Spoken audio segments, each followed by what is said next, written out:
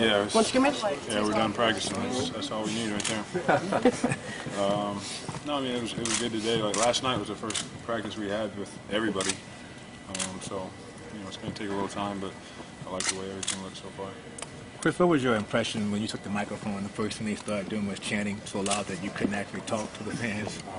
It's humbling, you know what I mean? Kind of embarrassing there for a second, but it's all in fun, you know, and I'm just excited about what we have here, and I'm extremely grateful for the welcome that the fans have given me. You all right? Yeah, I'm just helping them out. Same thing with you, Chauncey. They did the same thing when they announced your name as well. Yeah, I mean, it's just good to always feel welcome, feel wanted, and obviously it's a new feeling around here in Clipperland, and we're not just trying to make the playoffs, we're trying to advance and do the whole thing. So expectations are different, and as Chris and I would always tell you, that's the only reason why you play. That's the only reason why you play, and Blake is in a blessed position to play with some guys that have played deep in the playoffs, and look at him, he's going to make our job so much easier, man, and we're just so happy to have a guy like him. Like, what's it like, you know, being part of this now? You know, like you said, the new perspectives that the Clippers have. It's, you know, like he said, you know, guys making everything easier. Those two are going to make it easier on me as well. Not only, you know, on the court, but, you know, off the court, teaching me, you know, the little things. Just things they've learned over the past 800 years or however long they've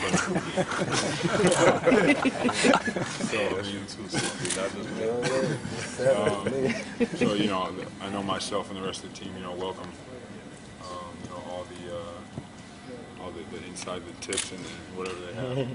Is he as willing of a student as he's portraying? Is he listening to you, Chauncey? Absolutely, absolutely. I mean, very humble dude.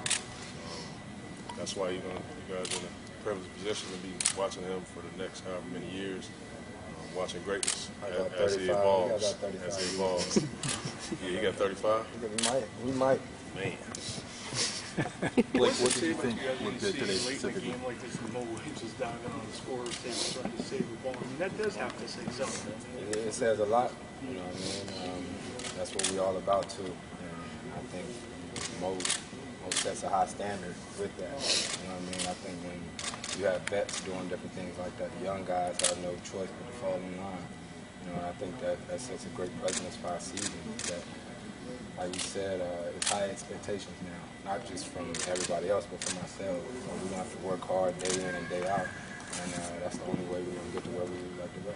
Chris, since you were acquired, there's been a lot of talk about how this is going to work between you and Chauncey. Through 2 practices, how has it worked, and has it gone as well as you would have thought?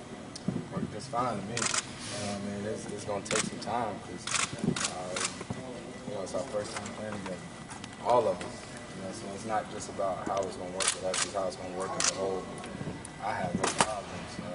You see me, I love having somebody out there who commands the game, you know, tells me where to go and different things like that. So. Chauncey, what about you? Same thing. It's been great. I mean, like you said, it's going to be an adjustment period because we're both lead guards and we have the ball on our edge. The one common denominator that we both have is we want to win at all costs. We're going to try our best to do that. I feel like we bring a lot of experience here. And when you talk about a good team, you can never look at what I'm going to be able to do. I don't want to put it. It's all about the whole team, how we combine together. That's what it's all about. We're going to make it work. 1 week from tonight, you guys are going to be in the locker room right now, getting taped and getting ready for game number 1. How close do you think you'll be to being able to really get out there and give it your all? Even though you've only had like 16 days and some shorter training camp. As close as possible. As close as possible because you guys don't get to see us in practice. We're going to put the work in. You know what I mean? So as close as you can be on Christmas Day, we're going to be there because, you know, no days off. We're working hard and we're going to compete.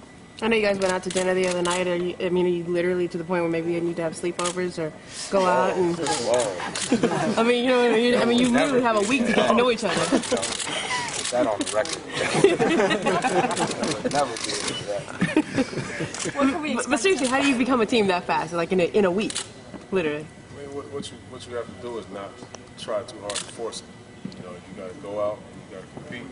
And people start to respect each other for different reasons, you know, different approaches to the game, and it just kind of comes together. You know, you can't force that. It's something that you can't have a sleepover and talk about it. You can't do that.